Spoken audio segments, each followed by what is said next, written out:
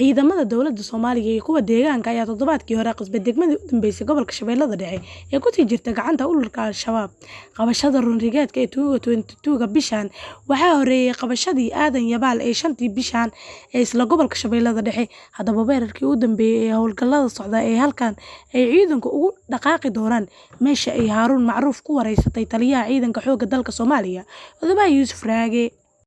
Guddiga diiwaangelinta ururada iyo ansixinta asxaabta qaranka ee Jamhuuriyadda Gooni u Istaagta ee ku dhawaaqday ee Somaliland ayaa saddexda xisbi qaran ee kulmiyay Wadani iyo UCID oo ku wargeliyay iyo maanta ay tahay 26 December ku egtahay muddadii dhaqangalka lismada xisbiyada. Ha yeeshee waxaa go'aanka guddiga anshaxa u dururay xisbiga mucaaradka ee UCID. Gudoomiyaha xisbiga Faysal Cali Waraabe ayaa igula waramay khadka telefoonka wuxuuna markii horeba ku bilaabay sida ay u arkaan warka ka soo baxaya guddiga iyo diiwaangelinta ururada. Waxaana ay Kawthar Indho idaacadda duhurnimo waxaad ku maqli doontaan shirka golaha wadatashiga qaranka ee Muqdisho ka furmay xisbiyada Somaliland ee lagu wargeliyay in maanta ku egyahay muddadii dhaqangalka lismada xisbiyada. Ha yeeshee waxaa arrintaas gaashaanka u diray xisbiga mucaaradka UCID odayaasha dhaqanka Koonfur Galbeed oo go'aano ka soo saaray xaaladda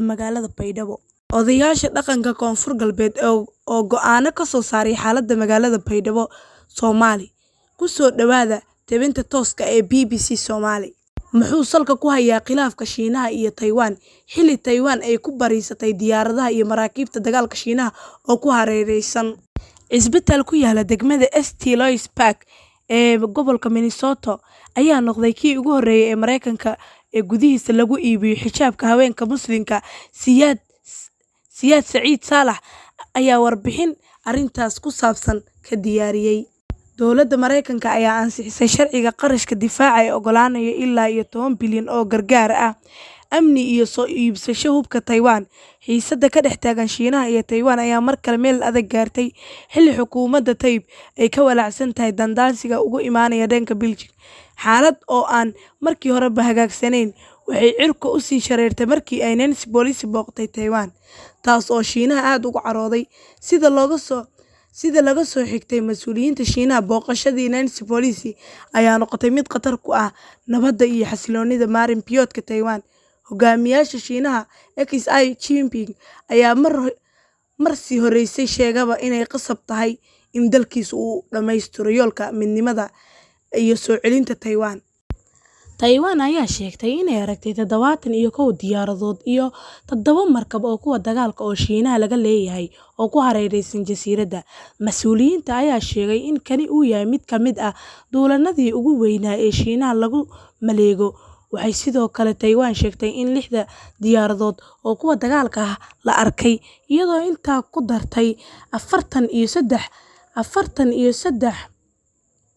43 diyaaradood oo qaada ciidamada cirka oo Shiinaha laga leeyahay ay ka gudbeen khadka dhexe ee gacanka Taiwan muddo 24 saacadood gudahooda.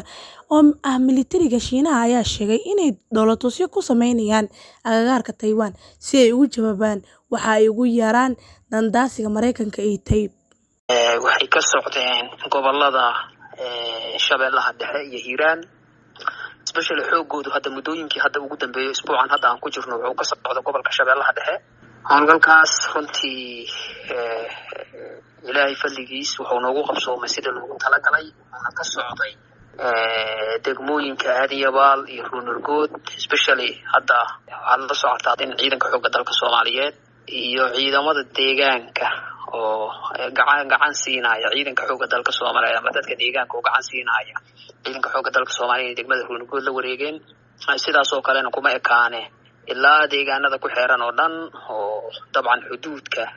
kala qaybiya gobolka Shabeellaha Dhexe iyo gobolka Galgaduud ayay ku sii faafeen. Howlgalladaas welina way socdaan, meelo fiican ayna marayaan. waxaad qabateen Ruunurgood, waxaa la yidhi waa degmadii ugu dambeysay gobolka Shabeellada Dhexe ee laga qabto shabaab. taas ma waxay ka dhigan tahay in dhammaan gobolka Shabeellada Dhexe hadda Al-Shabaab laga saaray mise deegaan ayay ku sugan yihiin? bal haddii aad sharaxdo. guud ahaan gobolka Shabeellaha Dhexe iyo gobolka Hiiraan oo muddooyinkii ugu horeeyaba uu ka soo bilowday operationkan uu ka soo bilowday cadawga argagixisada gabi ahaanba waa laga sifeeyay waa laga saaray waa laga yaabaa meelaha xuduudka ay wadaagaan gobolka Shabeellaha Dhexe iyo Hiiraan iyo Galgaduud inay weli maleeshiyaadkooda ay ku dhuumaalaysanayaan laakiin meel hadda caawa la tilmaami karo la dhihi karo argagixisadu gobolka Hiiraan iyo gobolka Shabeellaha Dhexe meeshaasi uga sugan yihiinba ma jirto haba yaraatee marka laga reebo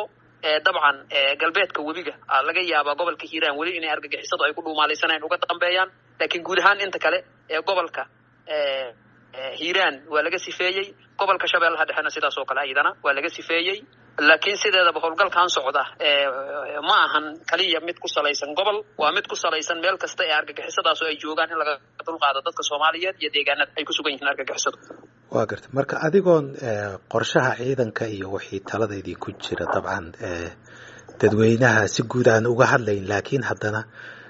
waxyaabaha la isweydiinayo waxa kamid ah dawladdu ma koonfur bay aadi doontaa mise waqooyi bay aadi doontaa oo calooshaas maaragtay qaybta ku jirta ayaa howlgalka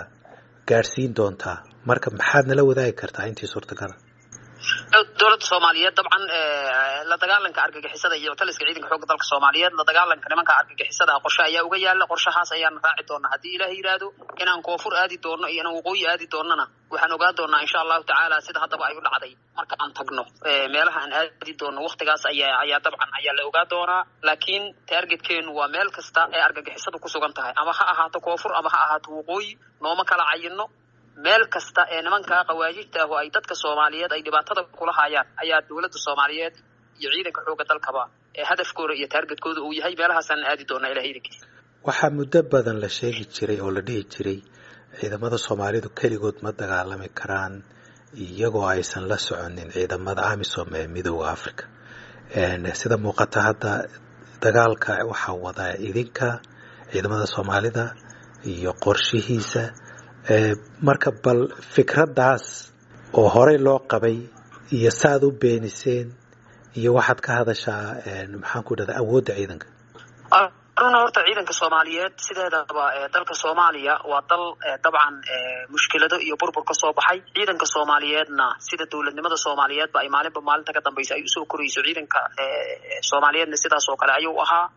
maalinta ka dambaysa ayaa ciidanka xoogga dalka Soomaaliyeed dib u dhiskiisa iyo muxuu ahaa sheegay hagaajintiisu socotay shalay hadii ay meel joogeen dabcan maanta meeshii ma joogaan isbedelka dawladnimada Soomaaliyeed ku dhacaya ayaa ciidanku qayb ka yahay dabcan ciidamadu isbedeladaas socda ayay ka faa'iideysteen awoodooduna maanta dabcan meel fiican ay maraysaa meel aan aaminsanahay nimanka argagixisada arxlaawayaasha inay dadka Soomaaliyeed ka dulqaadi karaan tusaalooyin hadda ay yihiin waxyaabihii dhacay ayay maanta joogaan dabcan admis nimanka la yiraahdo muddo dheer ay dalka ka soo dagaalamayeen cadawga argagixisada la dagaalamayeen doorkooda iyo kaalintooda ayay ayaguna leeyihiin dabcan howlgalada aan ku jirnana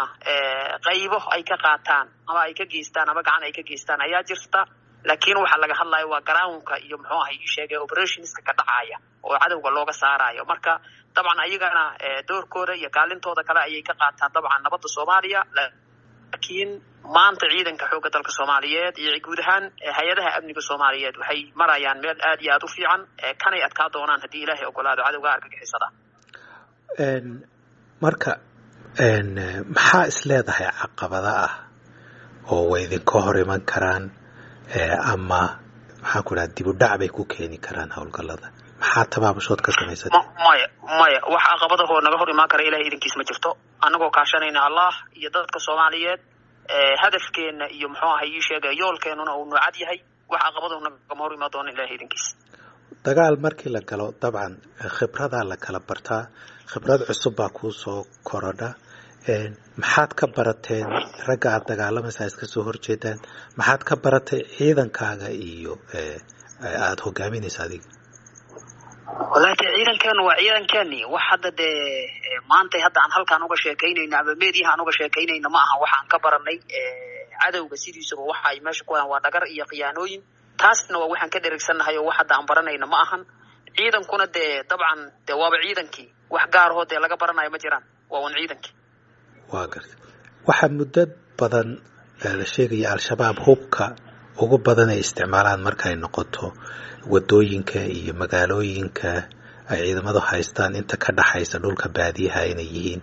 miinooyinka ay la beegsadaan ciidamada. maxaa tabaabashood ka samayseen dhinacaas? maxaa culaysa idinkaga yimid haddii ay jiraan? arrintaas muddadii 4 bilood aheed ugu dambeysay howlgallada socday wax culaysa iyo wax caqabado oo gaar ah oo aan kala kulanna ma jirto. xirfadda ciidanka Soomaaliyeed iyo dadka ku shaqada leh oo waqti horeba aan ka tabaabashaysanay oo waqti horeba aan ku sii talagalnay iyo ilaahay qadartiisa waan ka saramarna qiyaanooyinkooda. wax weyn oo khasaare ah oo ay noo geysatana ma jirto. way jiraan dabcan meela ay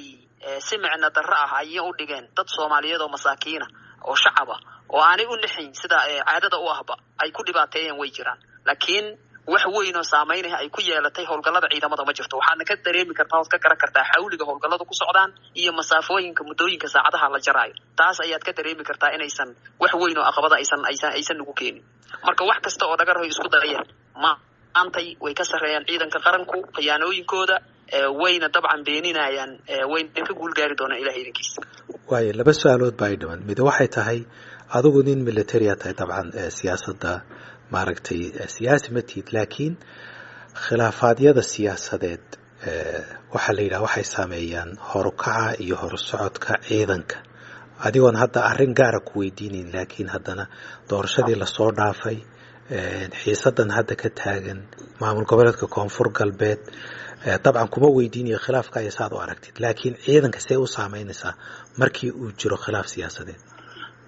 waxaan rabaa horta inaan kuu sheego sideedaba siyaasaddu horta waa waxa dalka iyo dowladnimada dhanba hagaaya mar kasta dabcan saameyn iyo muxuu ahay ii sheegay burbaleenadeeda ayay wadataa. laakiin doorka ciidanka uga aadan wuxuu yahay waa cad yahay. waajibaadka ciidanka xoogga dalka Soomaaliyeed ama waajibaadka ciidamada qaranku waa wax cad oo qayaxan. marka ciidamadu mar kasta waxa uu mas'uuliyadooda iyo waajibkoodu yihiin taas ayay ku adkaysanayaan oo ay mar walba ku taagnaa doonaan. waxa kalena dadka ay u yaaliin ama ay qusayso ayaa dabcan meeshii loogu talagalay iyo waqtiga loogu talagalay ayay dabcan dhigi doonaan. laakiin ciidamadu sidoodaba siyaasadda waxa waaye wax shaqo ah ama wax hadda gaara oo ayaga ka quseeya oo doorho uga aadan oo aan ka ahayn badbaadinta dalkooda iyo ilaalinta khataraha waddanka muxuu ahay ii sheegay la kulmi karo waxaan ka ahayn uga aadan haba yaraatee ma jirto. waayo su-aasha ugu dambaysa niyadda iyo xamaasadda iyo kacdoonka ka dhanka al-shabaab waa fahanay, laakiin haddana qorshe kasta waa inay istiraatiijiyo ay la socotaa. marka ay noqoto Soomaaliya waa waddan weyn, wuxuu u baahan yahay ciidan aada u tiro badan, tashiilaadkoodu u dhammaystiran yihiin. dowladda Soomaaliyeedna dowlad awood badan oo dhaqaalo badan oo hadda dee lagu tiriyo wadamada ciidamadoodu dhinaca tashiilaadka ay ugu fiican yihiin ma aha. marka bal ka hadal arrintaas iyo ciidamadan ka soo laabtay Eritrea doorkay ciyaari doonaan iyo haddii waddanka aad ku wada filantihiin, haddii istiraatiijiyadiinu aad ku kalsoontihiin inaad ka liibin gaadhisaan. wallahi dabcan ciidamada soo laabanaya doorka ay ka qaadan karaan operationska socda waa wax cad waana wax dabcan dadku ay wada dareemi karaan. ilaahay idinkiisa qayb aad iyo aad muhiim u ah oo cadowga argagixisada ah dhamaystirkiisa qayb weyn ka ah ayay ciidamadaasu ka qaadan doonaan. waxaan kale iyo tashiilaadkana sideedaba waxa waaye yoolka iyo muxuu ahay ii sheegay hadaafta iyo wadaniyadda dadka Soomaaliyeed ayaa wax walba ka weyn. tashiilaad la heesto iyo dhaqaale la haayo iyo wax aan lahayn waxa ka weyn yoolka aan leenahay ayaa ka weyn iyo muxuu ahay ii sheegay ciidanka qaranka waajibaadkooda kale oo ay gudanayaan. marka waxaan isleeyahay waxaasoo dhan saameyn uguma yeelan doonaan ilaahay idinkiisa waana ka gudbaynaa. dabcan maantana waxaan isleeyahay dowladda Soomaaliyeed iyo dadka Soomaaliyeed meel aad iyo aad u wanaagsan ay marayaan marka dib loo fiiriyo meelihii la soo maray waqtiyada qaarkood. ciidamada laftirkoodu duruufaha iyo marxaladaha ay waqtiyada qaarkood soo mareen iyo meesha ay maanta marayaan waxa waaye laba kala fog waaye. marka waxaan isleeyahay caqabad kasta iyo culays kastoo jira waa laga gudbaa waana ka soo gudubnay. wax weyn hadda inay harsan yihiin uma malaynayo oo naga hor istaagi doona yoolasha aan leenahay. waayo su-aashan ay ugu dambeynaysa waa ballan. maxaad isleedahay markaad xaaladda fiiriso oo kalsooni ku gelinaya adiga in ciidanka iyo howlgallada ka dhanka al-shabaab bog cusub u furmay, meel ay ka soo laabanayaan aysan jirin, maxaa ku kalsooni gelinaya? ده waxaana kalsooni gelinayo waa iska garan kartaa dabcan ciidamada oo maantay dabcan heerkooda awoodeed oo meel wanaagsan oo aad iyo aad dabcan u wanaagsan oo maraayo iyo dadka Soomaaliyeed oo garwaaqsaday inay dabcan ay ku jirto guushu inay garab istaagaan ciidamadooda qaranka taas ayaa waxaa dabcan ugu kalsooni gelinaysa in yoolasha aan lahayn aan gaari doono lagana adkaa doono cadawga argagixisada lagana sifay doono dalka guud ahaan